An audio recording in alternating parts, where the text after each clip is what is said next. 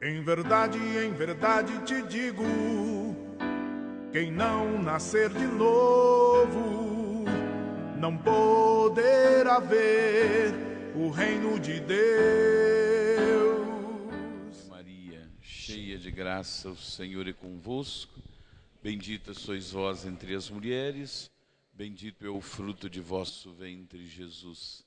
Santa Maria, Mãe de Deus, rogai por nós, pecadores.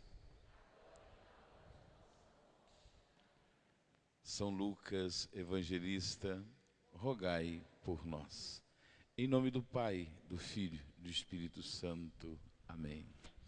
Boa noite. Louvado seja nosso Senhor Jesus Cristo.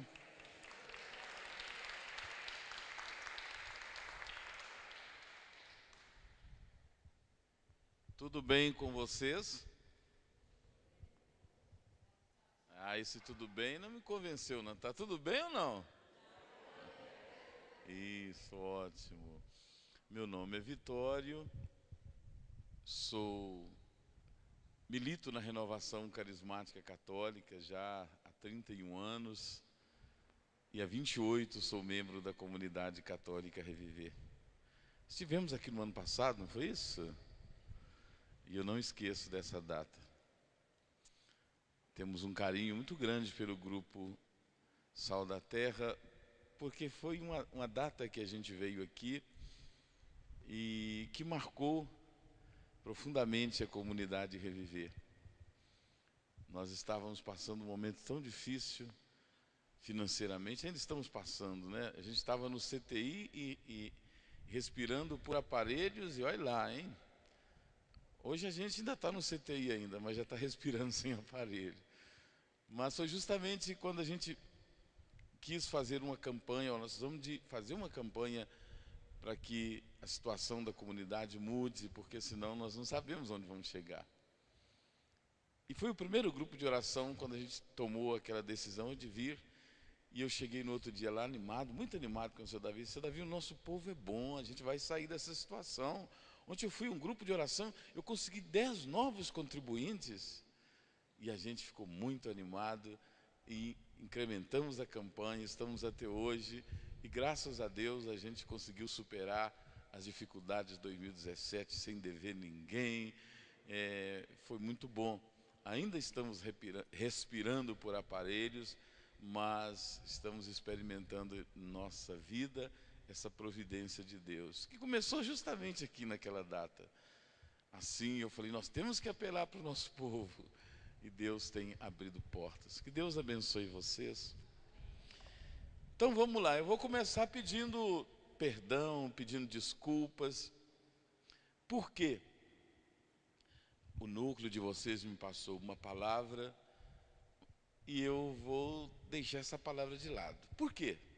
Porque hoje nós temos uma festa tão bonita na igreja e eu não poderia deixar de refletir, de rezar com vocês uma leitura dessa liturgia da festa de hoje. É uma festa muito bonita, para mim particularmente é uma festa muito bonita, porque se tem um santo que eu sou devoto é São Paulo. Muito difícil de achar, devoto de São Paulo, mas eu sou devoto de São Paulo. Chega lá na minha sala, tem quadro de São Paulo, tem tudo. É um santo que eu aprendi a admirar. Então hoje nós vamos rezar nessa liturgia da festa da conversão de São Paulo, tá bom? Atos dos Apóstolos, capítulo 22. Atos dos Apóstolos, capítulo 22. É a primeira leitura da liturgia de hoje, da liturgia da palavra. Atos 22. Nós vamos pegar a partir do versículo 3. Atos 22, 3 e seguintes. Vamos lá. Posso ler, gente? Esqueci de falar que eu sou casado e que minha esposa está ali. Se eu não falo, termino o grupo de oração e eu apanho lá em casa, né? Ela está lá no fundo, vocês vão ter a oportunidade de conhecê-la. Pois bem. Continuou ele, versículo 3, vamos lá. Continuou ele, Eu sou judeu, nasci em Tarso da Cilícia, mas me criei nessa cidade, instruí-me aos pés de Gamaliel, em toda observância da lei de nossos pais, partidário, entusiasta da causa de Deus, como todos vós também o sois no dia de hoje. Eu persegui de morte essa doutrina, prendendo e metendo em cárceres homens e mulheres.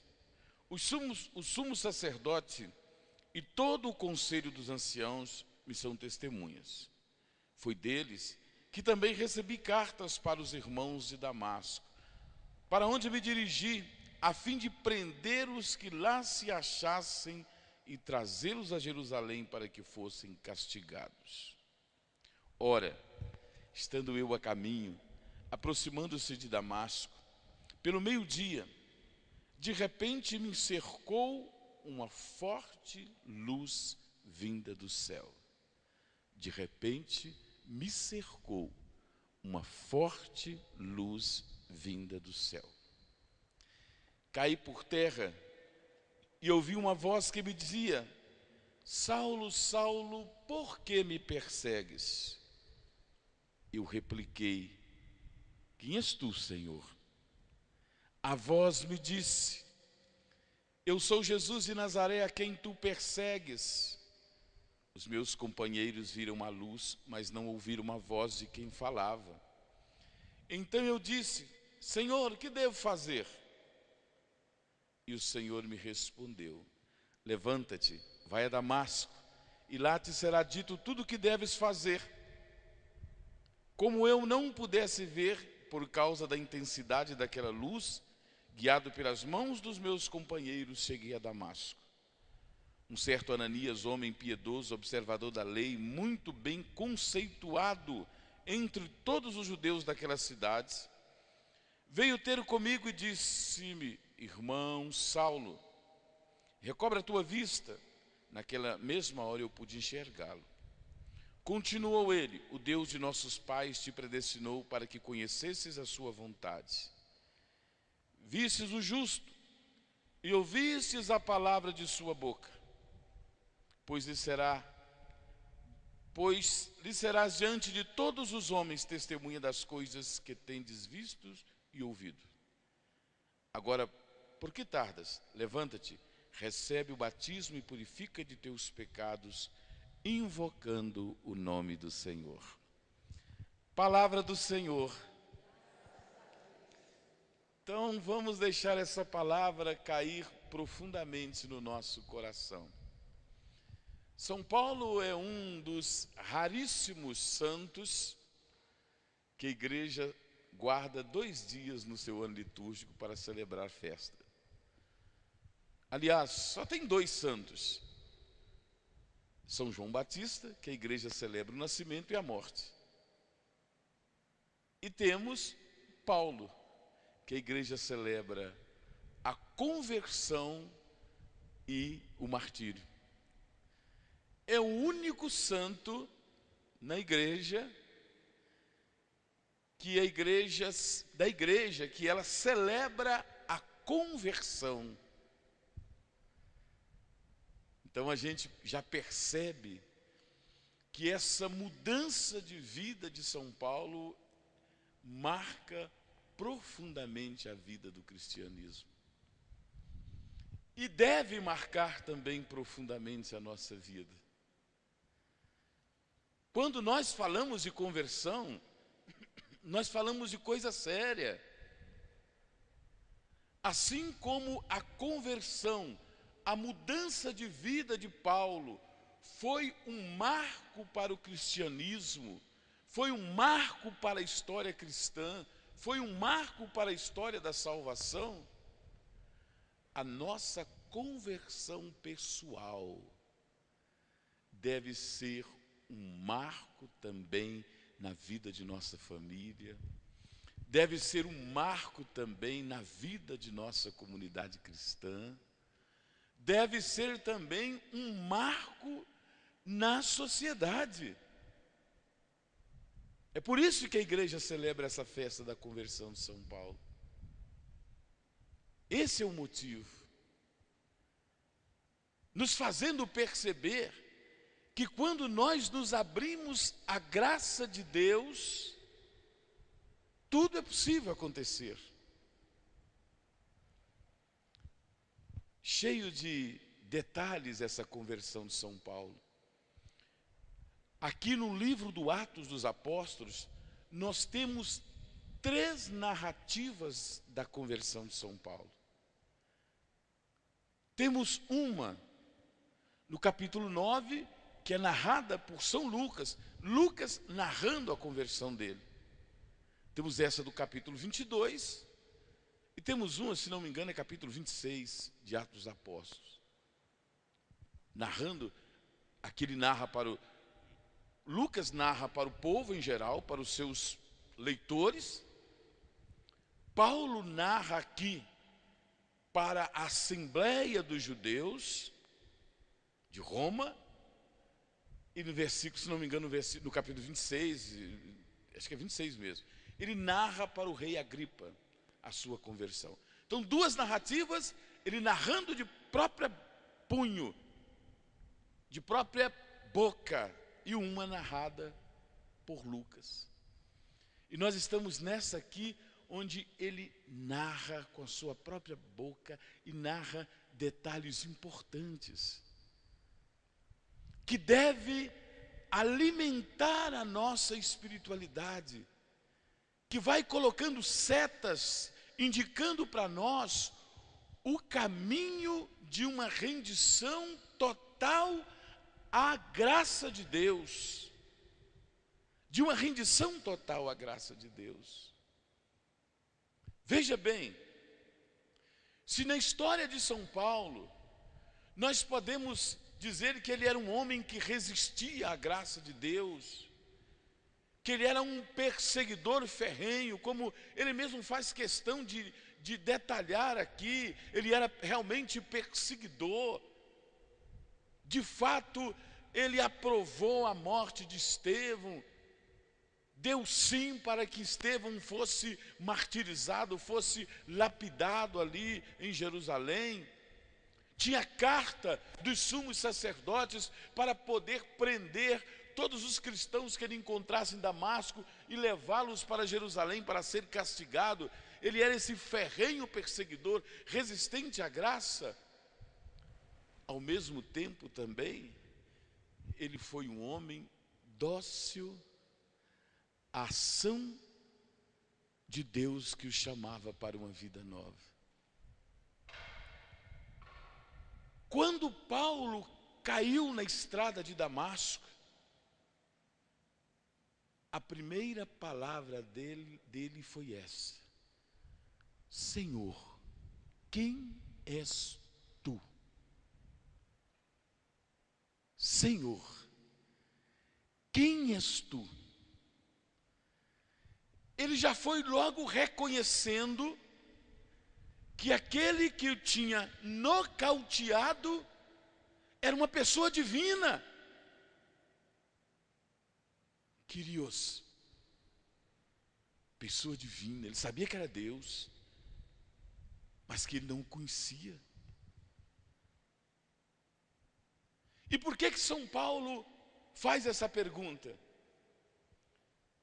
Porque ele era um homem chamado homem de 3 almas.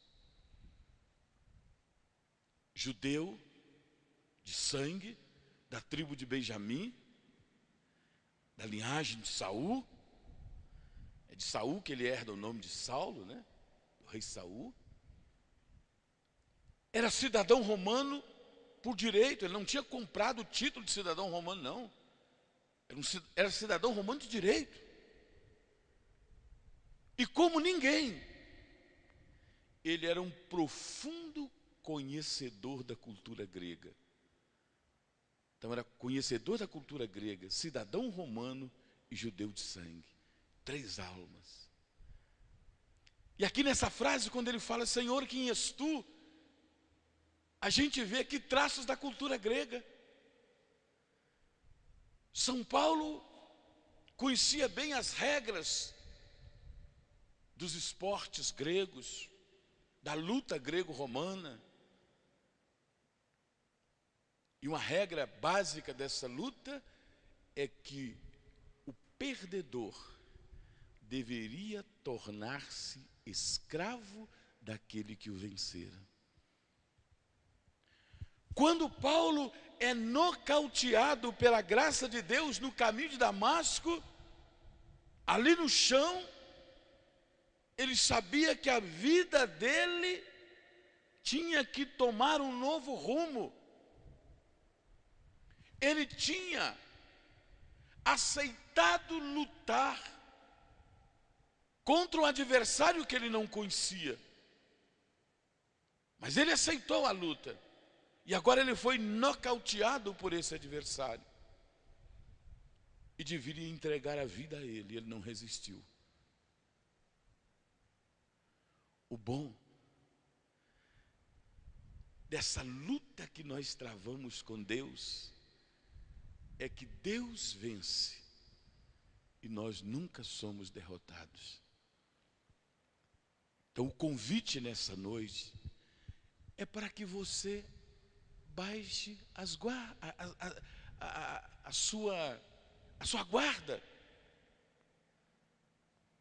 A gente vê nesses esportes de luta, MMA, boxe, né?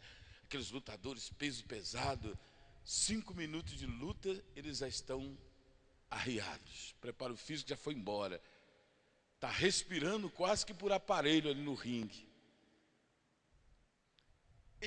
Como é que a gente sabe que ele está cansado? É porque ele abaixa as guardas, ele abaixa os braços, ele já não consegue ficar aqui, ó, defendendo o queixo.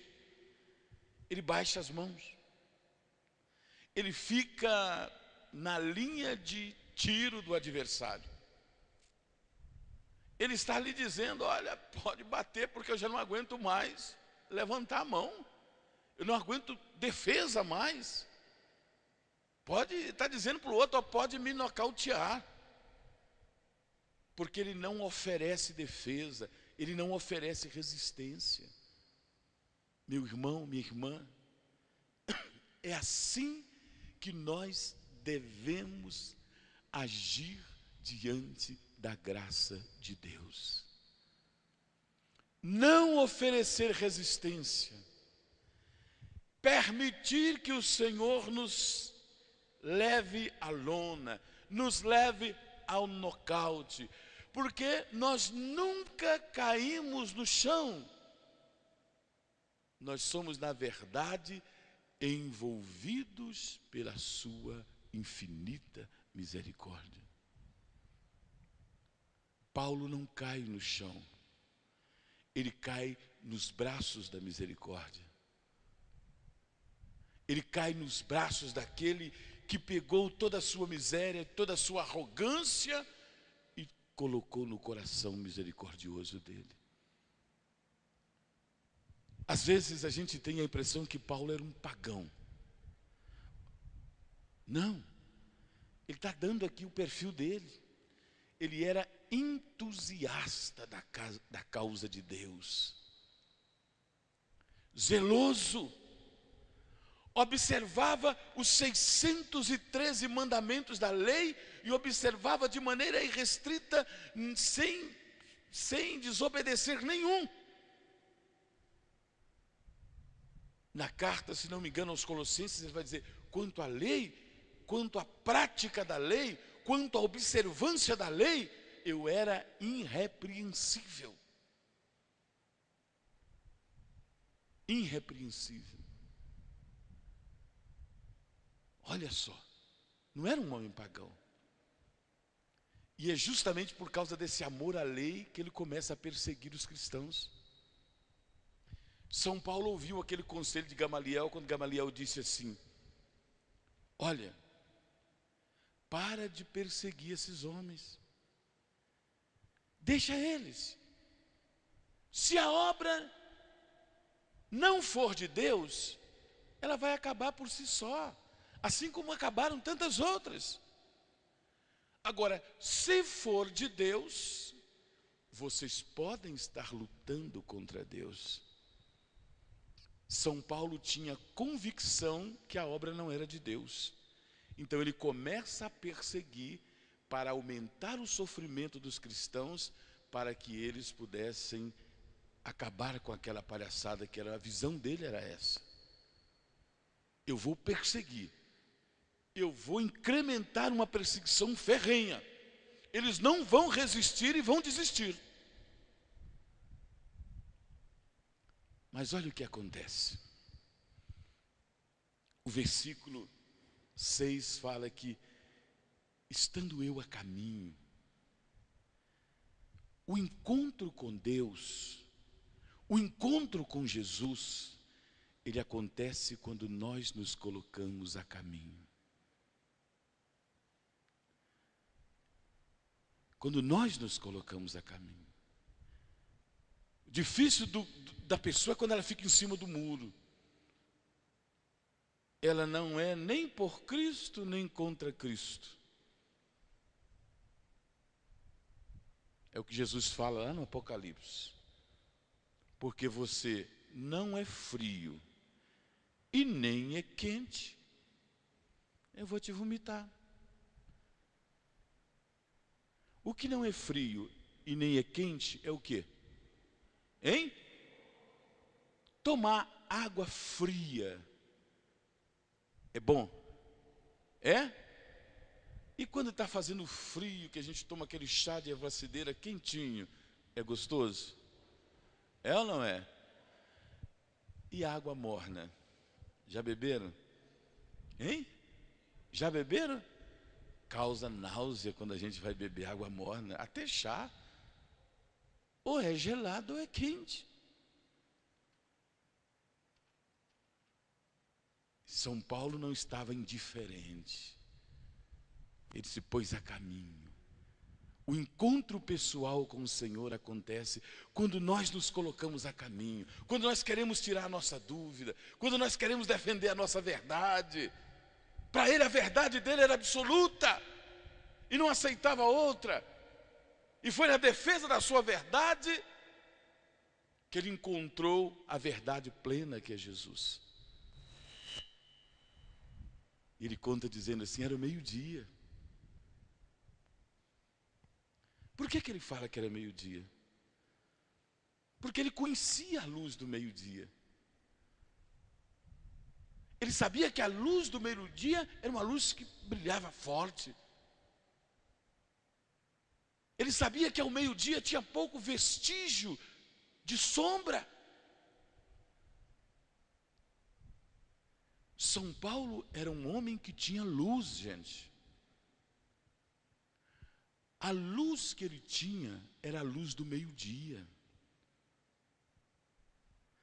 A luz que ele tinha era a luz vinda dos bancos da faculdade do mestre Gamaliel. Mas olha que detalhe importante que ele narra aqui. Olha só. Preste atenção. Ora, estando eu a caminho de Damasco, aproximando-se de Damasco, pelo meio-dia, de repente me cercou uma luz forte vinda do céu. Ele percebeu que a luz que vinha do céu ofuscou a luz que ele trazia dentro dele. Essa luz me cercou. Essa luz veio do céu. Nós precisamos entender que a graça do batismo no Espírito Santo, a graça do derramamento do Espírito, não é uma intervenção humana, não é um querer humano, não é um animador do grupo de oração que quer que você seja cheio do Espírito, não é a renovação carismática católica que faz um esforço para que você seja batizado no Espírito Santo. É uma intervenção do céu, é o querer de Deus, é Deus que quer te cercar, te inundar com essa luz, te envolver com essa luz da graça. Cercado por uma luz, e olha só que interessante aqui, vamos acompanhar para a gente finalizar para a oração. Uma luz Caí por terra, uma luz vinda do céu, versículo 7. Leia o 7 para mim, por favor. Leia, todo mundo junto.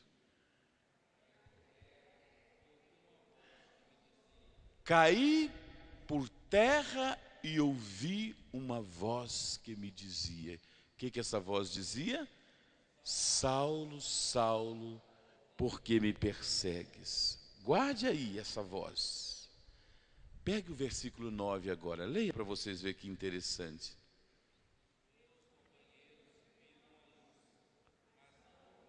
De novo, os meus companheiros viram a luz, mas não ouviram a voz. Como é que chama os companheiros de São Paulo? Vocês sabem? Sabem não? Alguém sabe aí a data que a igreja celebra a festa dos santos companheiros de São Paulo? Sabe não, gente? Porque não tem. Olha que eles participaram do mesmo episódio. Eles viram a mesma luz. O diferencial é esse: não escutaram a voz. A experiência do batismo no Espírito Santo é essa que nos envolve na luz e que nos faz escutar a voz, que nos faz escutar a palavra. É a palavra que nos guia. Eu disse para você assim: manda o endereço que eu preciso colocar no GPS, senão vou perder. Não foi isso? O que você fez? Mandou, pus no GPS. E aquela vozinha lá do GPS, o que ela faz? A 400 metros, vire à esquerda na rua tal. Quando aquela moça lá do GPS fala, a 400 metros, vire à esquerda. A 200 metros, vire à direita. O que ela está fazendo? Hein? Orientando para que eu chegue ao meu destino. Qual que é o seu destino? Hein? A gente canta uma música, né? O Dunga gosta de cantar muito. O meu lugar é esse é o nosso destino. Mas que nós vamos chegar somente sendo envolvidos pela luz e ouvindo a palavra. E para fechar, versículo, vamos lá. Versículo 10. Vamos lá, pega o versículo 10. Não, versículo 10, deixa eu ver aqui. Os meus companheiros, então eu disse, Senhor, o que devo fazer? Levanta-te. Como não? Versículo 11, leiam.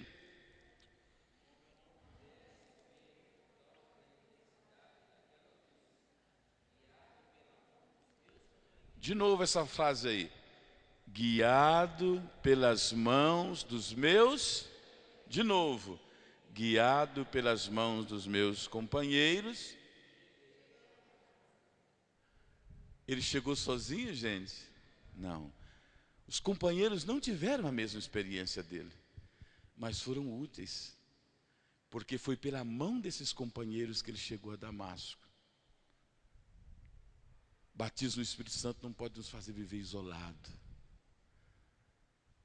Ah, mas o Walter é tão chato, eu não aguento mais ouvir a voz dele rezando no grupo.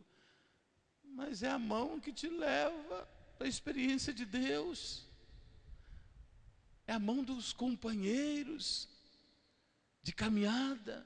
Ah, mas eu não aguento mais aquele grupo de oração, vou rezar em casa sozinho. Sozinho você não chega. Ah, mas fulano é tão pecador.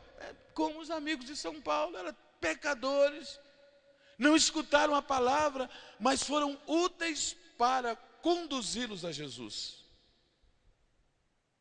Então, olha só, a verdadeira experiência do batismo no Espírito Santo tem que me envolver nessa luz vinda do céu. Tem que me julgar por terra, fazer com que eu escute a palavra e fazer com que eu aceite ser conduzido pelas mãos dos meus companheiros para que eu chegue ao meu destino. E o meu destino é o...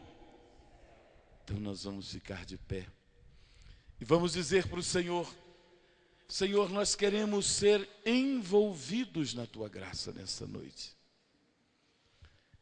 Nessa festa, Senhor, do apóstolo Paulo, nós queremos ser batizados no Espírito Santo.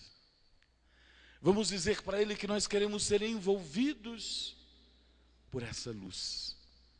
Feche os seus olhos, levante os seus braços assim, ó, e vai dizendo: Senhor, eu estou rendido a Ti nesta noite. Quando alguém chega armado, o sinal de que você está rendido, o sinal de que você não oferece resistência, é que você levanta as mãos. Quando você é abordado por um policial, a primeira coisa que ele faz é isso, pedir você para levantar as mãos. Fica de costas, levante as mãos. Aí ele sabe que você não vai resistir. Então fala isso para o Senhor. Fala: Senhor, eu estou de mãos erguidas porque eu não quero resistir à Tua graça nessa noite. Fala para Ele: eu não quero, Senhor. Eu estou de mãos erguidas, Senhor. Estou de coração aberto. Porque como o apóstolo Paulo nessa noite, eu preciso ser nocauteado pela Tua graça, Senhor. Eu preciso ser batizado no Espírito Santo. Eu quero ser envolvido, Senhor, por essa luz. Fala para Ele: manda o Teu Espírito, Senhor. Solte a sua voz. Solte a voz e fala: manda o Teu Espírito, Senhor. Batiza-me com o Teu Espírito, Senhor.